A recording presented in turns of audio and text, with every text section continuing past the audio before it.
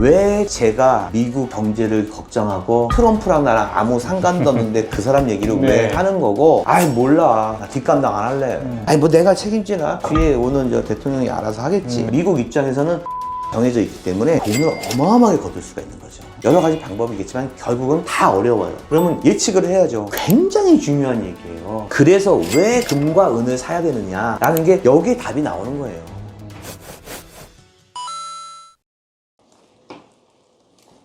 사장님, 네. 트럼프가 요즘에 관세를 부과하겠다고 했다가 취소했다가 왔다 갔다 하더라고요. 요즘에 트럼프가 왜 그런지 모르겠어요. 저도 왜 그런지 모르겠어요. 네. 근데 트럼프는 정치가 이전에 사업가로 성공한 사람이잖아요. 네네. 그래서 아마 그 사업적인 기술, 스킬을 이런 정치 쪽에도 이용하는 것 같은데, 거래할 때 그렇잖아요. 많이 걸어놓고 이게 안 되더라도 내가 원하는 가격에 가까이 네. 갈 것이다. 그렇게 얘기하는데 뭐 관세 같은 경우에도 뭐 100% 한다고 했다가 뭐 50% 깎아주겠다, 관세를 유예하겠다 해다가 뭐 강력할 것처럼 얘기하다가 뒤로 좀 나오고, 이번에 또 무슨 파월인가 뭐 말 안 들으면은 금리 인하를 안 하면은 뭐 목을 치겠다 했는데, 아유 어떻게 그렇게 할 수 있냐, 말을 자꾸 바꾸잖아요. 기사 보니까 무슨 양치기 소년이라고 표현하더라고요. 그게 문제죠. 문제인데, 왜냐하면 그 밑에 일하는 사람들도 마찬가지고 또 이쪽에 뭐 국민들도 마찬가지고 트럼프를 바라보는 나라들도 마찬가지일 거예요. 불안하다는 거죠. 네네네. 정체가 뭐냐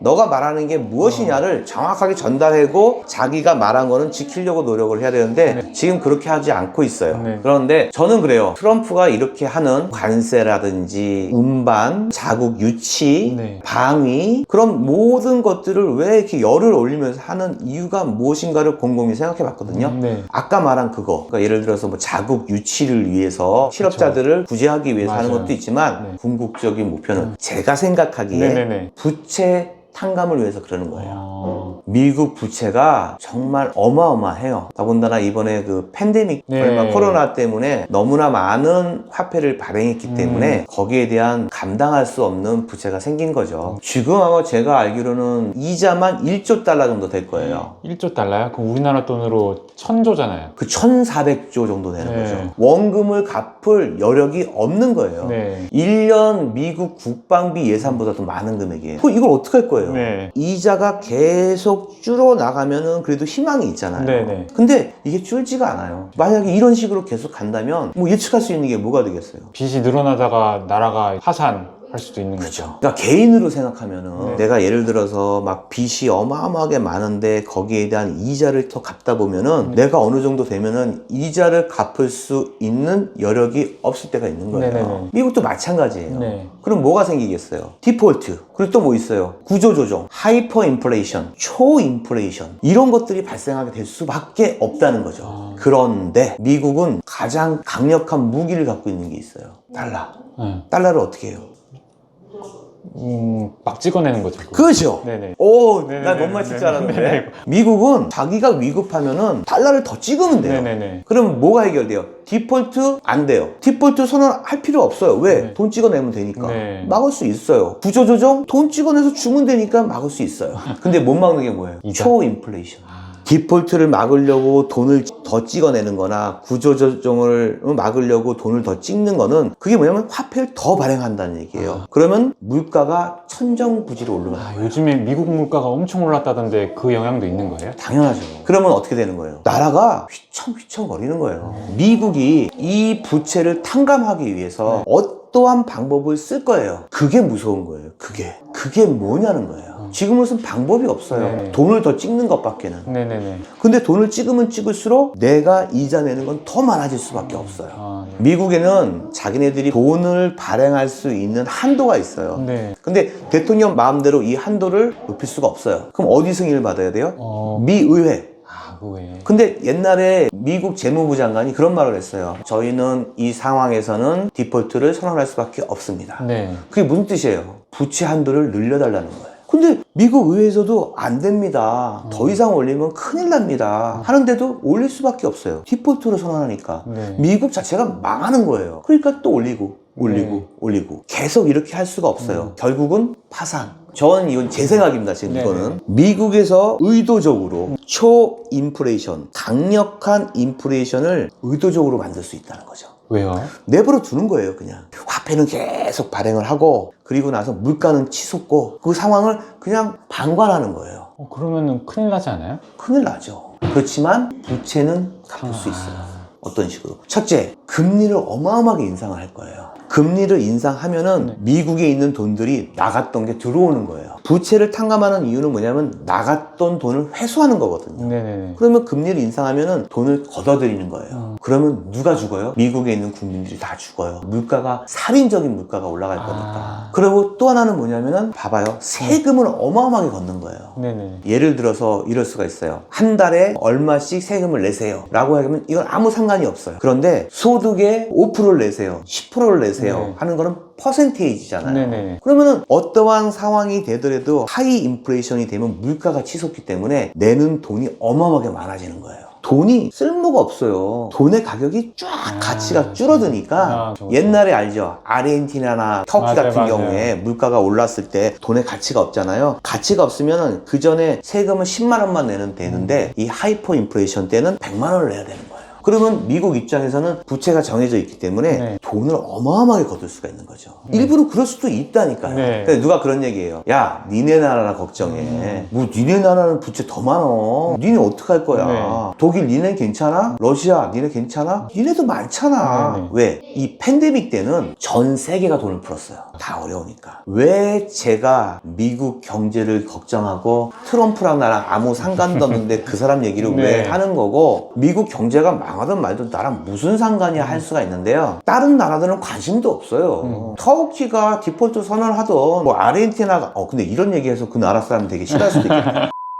왜 관심을 갖겠어요? 미국이 전 세계에 모든 영향력이 있기 때문이에요. 네. 그 나라가 중요한 거예요. 그 나라가 나스닥이 무너지면 우리나라 주식도 무너지는 거고요. 금값이 폭락하면은 우리나라 금값도 폭락하는 거예요. 지금만 봐도 막 트럼프가 말 한마디 하면 난리가 나잖아요. 그러니까요. 그런 나라니까 지금은 관심을 가져야 되고 그 나라의 움직임을 봐야 된다는 얘기예요. 그게 얼마나 중요한 건데요. 네네. 미국이 장기적인 불황이 되면 온 나라들이 다 힘들어지는 거예요. 근데 미국이 살기 위해서 그렇게 하는 이유는 미국도 디폴트 선언할 수 없잖아요. 구조조정 해갖고 나라가 이렇게 될 수 없잖아요. 그럼 뭐 결국은 뭐예요? 미국은 어떻게 하든지 부채를 탕감하려고 노력할 거예요. 그게 뭐 말하는 뭐 비트코인이나 뭐 요즘 뭐 리플로 한다는 얘기도 있지만은 그렇게 CBDC를 통해서 할 수도 있는 거고 여러 가지 방법이겠지만 결국은 다 어려워요. 그러면 예측을 해야죠. 미국은 장기적인 침체 국가, 불황 국가, 경제 성장률이 거의 오르지 않은 국가로 계속 불황을 겪을 것이다 라고 예측을 해야 되는 거예요. 마치 일본처럼. 일본이 자금이 네네. 금리가 제로금리였잖아요, 제로금리죠. 거의. 맞아요.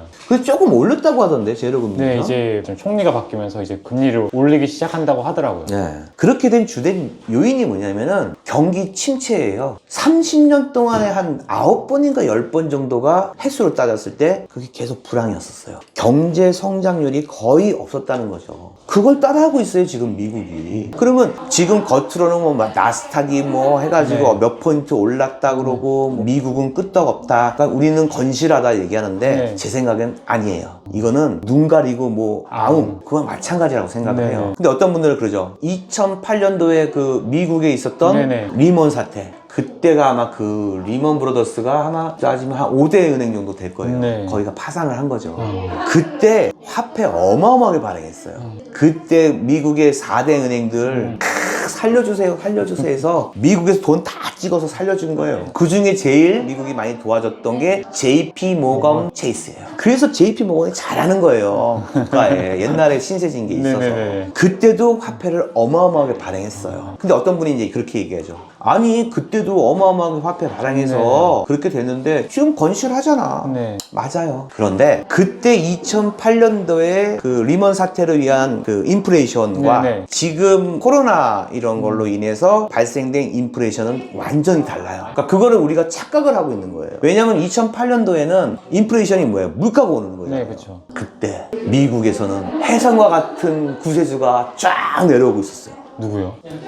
중국이에요. 그때 급성장하고 있었으니까. 당시에 와 진짜 그때 중국 아니었으면 네네. 미국 어떻게 할 뻔했어요. 값싼 노동력. 그러니까 미국에서 물가가 막 오른 거예요. 근데 생필품이 많이 오르잖아요. 뭐 네네네. 휴지, 뭐 특히 치약, 뭐 네. 이런 거. 치약을 딱 사려는데 우리나라 돈은 한 3,000원인 거예요. 네. 근데 중국에서 치약을 500원에 갖다 주는 거예요. 물가가 확 낮아지겠네요. 왜?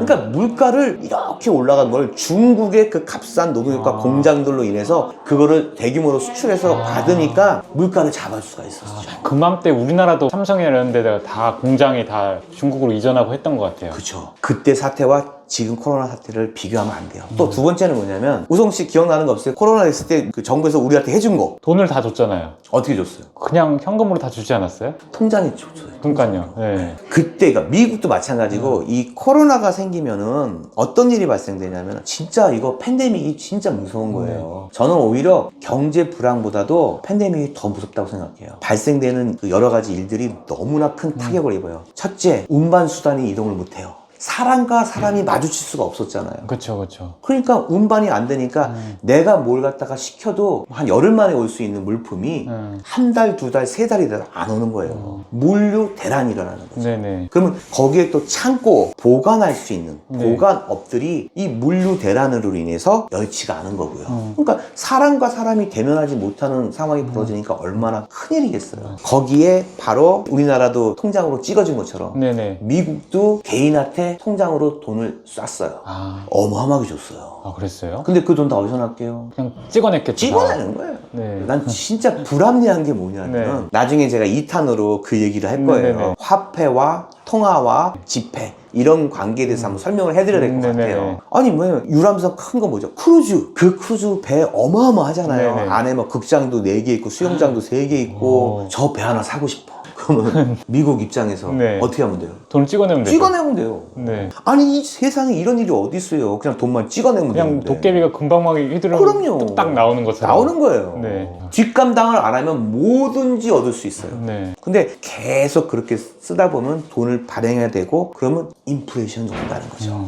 그거 다른 거예요. 2008년도와 그때와 지금하고 다른 게 뭐냐면은 첫 번째가 뭐냐면은 그때는 구세주가 있었다. 중국이 값싼 노동력과 싸게 수출을 하고 받아가지고 수입을 해가지고 그 물가를 잡아준 거잖아요. 네. 생필품을. 네. 그리고 두 번째가 뭐냐면 돈을 국민들한테 다 꽂아준 거예요. 1인당. 그게 다른 거예요. 이게 미국의 화폐를 발행하면 발행할수록 부채는 늘어나는 거예요. 근데 어떻게 보면 참 웃긴 게 뭐냐면 아이 몰라 나 뒷감당 안 할래. 아이 더 발행해 뭐 더 해. 아이 뭐 내가 책임지나 뒤에 오는 저 대통령이 알아서 하겠지. 네. 그럴 수도 있다는 얘기예요. 근데 미국의 존립이 거기에 관여되어 있다는 거죠. 굉장히 중요한 얘기예요. 그러면 미국에서는 벌써 발등에 불이 탁 닿았다는 거죠. 근데 겉으로는 웃고 있어요. 씩 하고 아무 일도 없었던 것처럼. 네. 그런데 왜 트럼프가 저렇게 미친 사람처럼 발광을 하고 네. 난리가 날까요? 이해를 못 하잖아요, 사람들이. 못하죠. 그게 궁극적인 목표는 부채를 탕감하기 위해서 그런 거예요. 왜? 미래가 깜깜하거든요. 자기 나름대로는 엄청 노력하고 있는 거네요. 그렇죠. 그러니까 지금 국가냐 국민이냐예요. 근데 트럼프는 국가를 선택했어요. 아, 국민이 좀 어렵더라도 국가를 살리고 보자. 그렇죠. 왜? 국가가 있어야 국민이 있으니까. 그래서 트럼프는 국가를 선택했죠. 그러니까 관세를 쳤어요. 특히 라이벌인 중국을 겨냥해서 100%, 120%씩 막 때렸단 말이에요. 네. 그럼 어떻게 해요? 지금도 값 싸잖아요, 중국 네. 제품들이. 미국에서 중국에서 수입해서 쓰는 모든 재화가 몇 프로가 올라가요? 30%, 40%가 올라가는 거예요.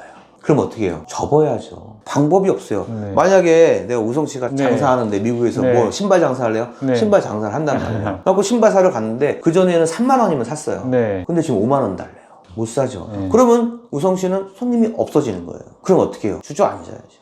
그래서 미국에서 데모하고 난리가 나는 거예요. 아, 근데 트럼프는 국민보다 국가가 우선이란 말이에요. 야, 너희들 희생 좀 해. 부채로 망하게 생겼어. 그러니까 조금만 니네들이 출혈이 있더라도 요거만 참아. 내가 어떻게든지 해볼게. 지금 그 상태예요. 하이퍼 인플레이션도 마찬가지예요. 물가가 천정부지로 오르면은 네. 진짜 그렇게 된다니까요. 국민들이 가만히 있겠어요? 폭동이 일어난다니까요. 그것도 감안하는 거예요, 지금. 그래서 이 상황이 이런데, 그러면은 이런 상황을 우리들이 빨리 느끼고 빨리 아는 사람과 네. 그냥 강강이 좀 무뎌가지고 야 쟤네들 왜 저러지? 아 트럼프 좀 미치광이잖아. 아유, 진짜 밥맛이다, 밥맛. 이런 사람과는 확연히 달라지는 거예요. 이쪽은 미리 준비하는 사람, 이쪽은 방관하는 사람이 되는 거예요. 제가 금빵 사장이라서 이런 얘기 하는 거예요. 네. 그래서 왜 금과 은을 사야 되느냐라는 게 여기에 답이 나오는 거예요. 그잖아요. 인플레이션이 아주 높아버리면 금과 은은 어마어마하게 올라요. 모든 물가가 오르지만 특히 안전자산인 금과 은은 어마어마하게 올라요. 왜? 믿을 건 금과 은밖에 없다. 안전자산이다. 어느 것도 대체할 수 없는 순수한 자원이라는 거예요. 요즘에는 막 달러도 막 못 믿겠다고 지금 가치가 떨어지고 있잖아요. 그렇잖아. 달러가 어디 거예요? 미국. 미국이죠. 미국이 무너지는데 달러가 무슨 소용이 있어요? 제가 2탄으로 얘기할 게 바로 거기 나와요. 금은 1000년 전부터의 재화와 자산이에요. 근데 화폐는 하루아침에 종이가 될 수 있거든요. 국가가 무너지면. 그렇죠. 그러니까 금과 은이 단순한 어떤 그런 해지 수단일 수도 있겠지만은 네. 금과 은을 왜 실물로 보관해야 되는지가 제가 지금 말씀드린 거를 쭉 하고 가슴에 새겨 보시면은 네. 아, 이래서 금값과 은값이 많이 올랐구나. 그리고 앞으로도 금값과 은값은 계속해서 오르겠구나. 금값과 은값을 오르는 걸 가장 싫어하는 미국이 있는데 그 미국이 이럴 힘도 없어졌구나. 미국만이 금값과 은값을 눌렀단 말이에요. 달러 때문에. 네. 근데 이 달러가 무너지고 미국 자체가 흔들려 버리면 이걸 제어할 수 있느니 아무도 없다는 거예요. 금값과 은값이 원래 더 올라야 돼요. 근데 미국이 그나마 눌러서 참고 있는 것 뿐이란 말이에요. 지금 굉장한 혼란의 시기예요. 그걸 우리가 인지를 하고 앞으로의 대책을 의논하고 내가 마음속으로 우리 가족, 우리 가정을 지키려면 어떻게 하는지를 곰곰이 새벽에 혼자 생각을 해보셔야 됩니다. 강력하게 제가 말씀을 드립니다. 그냥 뉴스에 나오는 세계를 보지 말고 좀 더 가까이 가서 앞으로의 미래가 어떻게 되니까 나는 어떻게 준비해야겠다라고 새벽에 생각해 보십시오. 네, 알겠습니다. 감사합니다. 꼭 새벽에 해야 되나요? 그냥 하는